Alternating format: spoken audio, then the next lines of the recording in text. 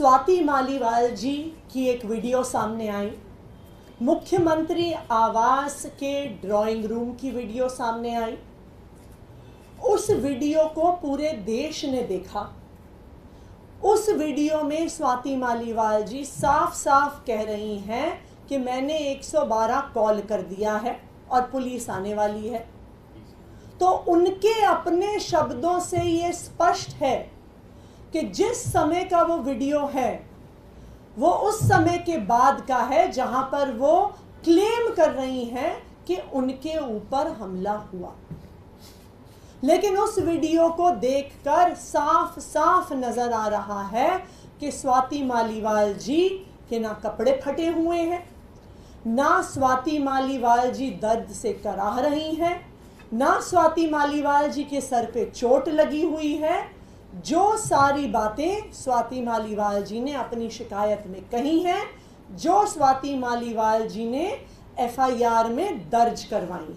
अगर आप सब ने ये एफआईआर देखी है जो स्वाति मालीवाल जी ने फाइल करी है, उसमें वो ये कहती हैं कि मुझ पर इतना हमला हुआ कि मैं चल नहीं पा रही थी, कि मैं बेहोशी की हालत में थी, कि मैं बैठ गई, कि मैं लंगड़ा लंगड़ा के चल रही थी, मैं दर्द से कराह रही थी। ये सब स्वाति मालीवाल जी ने अपनी शिकायत में लिखा। लेकिन सीएम रेजिडेंस का गेट का सीसीटीवी का फुटेज ये साफ साफ दिखाता है कि स्वाति मालीवाल जी आराम से, तेज स्पीड से, बिना किसी परेशानी के चल के हाई स्पीड पर बाहर जा रही हैं। बाहर जाके भी वो पुलिस की एक महिला कर्मी को धक्का देती हैं, पुलिस वालों को हड़का रही हैं, अपनी उंगली दिखा रही हैं। ये दिख रहा है कि उन्हें डांट रही हैं। कहीं पर भी स्वाति मालीवाल जी के कपड़े नहीं फटे हुए, कहीं पर भी उनको सिर पर चोट नहीं लगी हुई है। दूर दूर तक वो लंगड़ा कर नहीं चल रही हैं।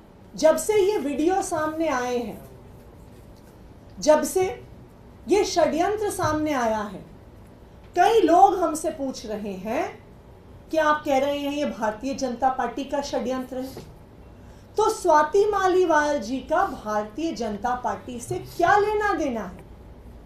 इस केस का भारतीय जनता पार्टी से क्या लेना देना है? तो आज मैं इस पूरे मामले का स्वाति मालीवाल जी का और भारतीय जनता पार्टी का क्या लेना देना है, इसके तार आपस में कैसे जुड़े हुए हैं, इस तार जुड़ने का क्या प्रमाण है, मैं आपके सामने रख रही हूं। नंबर 1, आप सब जानते हैं कि ये भारतीय जनता पार्टी का फॉर्मूला है, एक स्टैंडर्ड ऑपरेटिंग प्रोसीजर है कि वो विपक्ष के नेताओं पर ईडी के केस करते हैं, सीबीआई के केस करते हैं, पुलिस के केस करते हैं, इकोनॉमिक ऑफेंसेस विंग के केस करते हैं, एंटी करप्शन ब्यूरो के केस करते हैं और उस केस के आधार पर धमकियां देकर स्क्रू टाइट करके उन नेताओं को या तो ब्लैकमेल करते हैं या भारतीय जनता पार्टी में लेके आते हैं। हमने देखा है कि विपक्ष के ऐसे नेताओं की लाइन है जो भारतीय जनता पार्टी में गए हैं, चाहे वो हेमंत बिस्व शर्मा हो, चाहे वो प्रफुल्ल पटेल हो, चाहे वो अजीत पवार हो, जिनके ऊपर केस हुए, जिनका स्क्रू टाइट किया गया और फिर वो भारतीय जनता पार्टी में गए। उसी तरह से स्वाति मालीवाल जी पर भी भारतीय जनता पार्टी की एंटी करप्शन ब्यूरो ने एक केस किया हुआ था। ये case Delhi commission for women में illegal recruitment of contractual employees के बारे में केस था। ये केस कई सालों से चल रहा है, इसमें एफआईआर हो गई है, इसमें चार्जशीट हो गई है और अब इस केस में सजा का, कन्विक्शन का समय पास आ रहा है।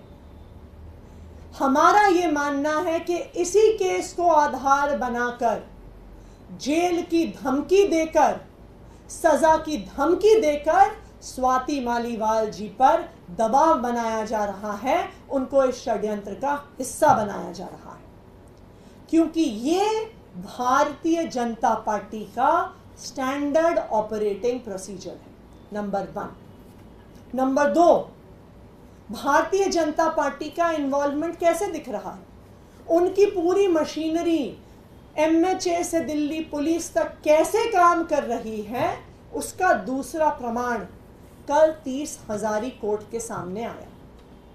कल विभव कुमार जी ने एक एप्लीकेशन फाइल करी और कहा कि मेरे संज्ञान में आया है कि मुझे इस FIR में आरोपी बनाया गया है, जो FIR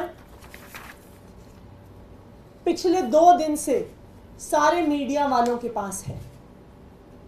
विभव कुमार जी ने 30 हजारी कोर्ट में केस फाइल किया और कहा कि इस FIR की कॉपी आधिकारिक रूप से मुझे उपलब्ध कराई जाए। कल दिन भर कोर्ट मांगता रहा, 30 हजारी के कोर्ट में ये केस चल रहा था, कोर्ट दिन भर दिल्ली पुलिस से मांगता रहा कि भाई FIR की कॉपी दो, FIR की कॉपी दो। कल शाम को थक हार कर जब FIR नहीं आई तो 30 हजारी के कोर्ट ने ऑर्डर किया कि आज सुबह दिल्ली पुलिस FIR की कॉपी लेके 30 हजारी कोर्ट में हाजिर हो।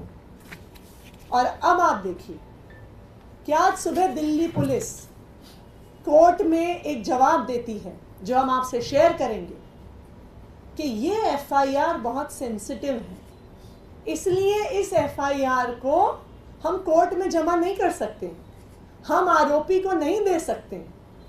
तो जो FIR पिछले 2 दिन से हर मीडिया वाले के हाथ में है, हर टीवी चैनल को भेजी गई, हर यूट्यूबर को भेजी गई, हर अखबार को भेजी गई, हर वेबसाइट को भारतीय जनता पार्टी द्वारा भेजी गई, आज भारतीय जनता पार्टी की पुलिस ये कह रही है कि हम कोर्ट को नहीं दे सकते, हम अक्यूज्ड को नहीं दे सकते।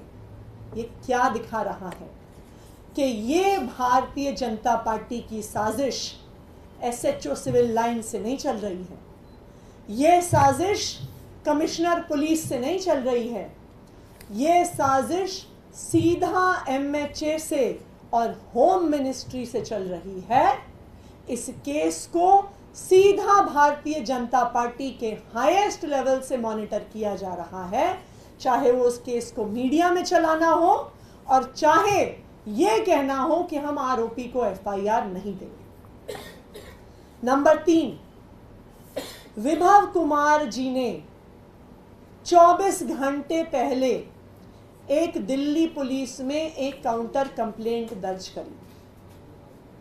अभी तक विभव कुमार जी की कंप्लेंट के आधार पर दिल्ली पुलिस ने FIR दर्ज नहीं करी। ऐसा कैसे हो गया कि स्वाति मालीवाल जी का जब मुद्दा सामने आता है तो पुलिस वाले खुद उनके घर पहुंच जाते हैं, भारी संख्या में पहुंच जाते हैं, 4-4 घंटे तक उनके यहाँ रहते हैं, 1 घंटे के अंदर FIR फाइल कर देते हैं, 2 घंटे के अंदर मीडिया पे चलवा देते हैं। लेकिन जब विभव कुमार जी कंप्लेंट फाइल करते हैं, ट्रेसपासिंग की कंप्लेंट फाइल करते हैं, सिक्योरिटी ब्रीच की कंप्लेंट फाइल करते हैं, सरकारी अफसरों पर किस तरह से उनको काम करने से रोका गया, उनके साथ धक्का मुक्की हुई, उसकी कंप्लेंट फाइल करते हैं, तो दिल्ली पुलिस चुप है। दिल्ली पुलिस उस पर FIR नहीं कर रही है, दिल्ली पुलिस उस पर जवाब तक नहीं दे रही है। क्यों नहीं दे रही है? क्योंकि दिल्ली पुलिस इस केस पे इन्वेस्टिगेशन नहीं कर रही है। दिल्ली पुलिस सिर्फ और सिर्फ भारतीय जनता पार्टी का एक हथियार बनकर चुनाव से पहले अरविंद केजरीवाल जी पर हमला कर रही है। ये है इस पूरे केस की सच्चाई।